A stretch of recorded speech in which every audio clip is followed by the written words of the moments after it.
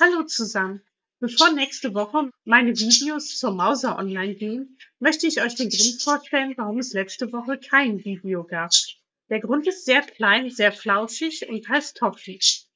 Der blaue Hahn ist ein gutes Beispiel dafür, dass ihr trotz Mauser auch immer darauf achten solltet, ob euer Vogel Krankheitsanzeichen zeigt. Klar, zu dieser Zeit ist es eine Gratwanderung, weil die Vögel während der Mauser mehr Ruhe brauchen.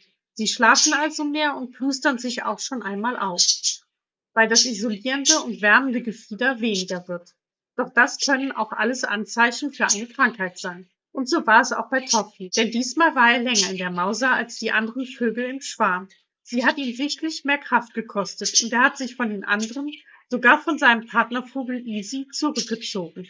Der einzige Hinweis war ein leises Husten, ab und zu ein Niesen. Man kennt das ja, man will nicht gleich in Panik verfallen. Aber mein Bauchgefühl, dass irgendetwas nicht stimmte, war da. Wir wissen ja, die Mauser ist eine immense Belastung für den Stoffwechsel der Vögel und auch für ihr Immunsystem. In dieser Zeit sind sie anfällig für Krankheiten. Der kleine Vogelkörper steckt all seine Energie in die Produktion von tausenden neuen Federn. Für die Abwehr von Krankheitserregern bleibt da kaum etwas übrig.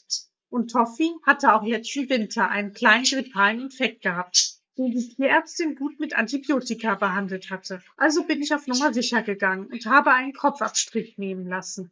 Natürlich hat die Tierärztin schon vor dem Ergebnis mit einer Antibiotikatherapie begonnen, denn Toffee hatte schon 2 Gramm abgenommen.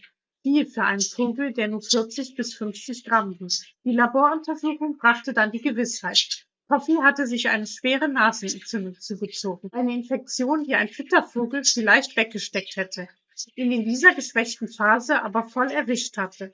Zum Glück war das Antibiotikum auch für diese Erreger geeignet und es geht ihm schon wieder sehr viel besser. Er hat sichtlich zugelegt, ich konnte wieder etwas Speck um das Brustbein fühlen und er frisst wieder ordentlich.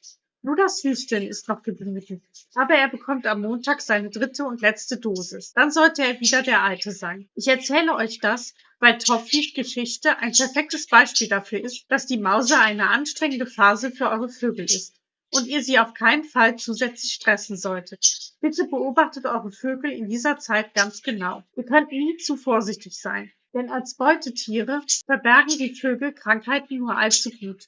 Toffee zum Beispiel hat immer wieder tagsüber gesungen und nur abends genießt und gehustet. Lernt deshalb auf kleinste Veränderungen zu achten, damit ihr keine Krankheitsanzeichen überseht.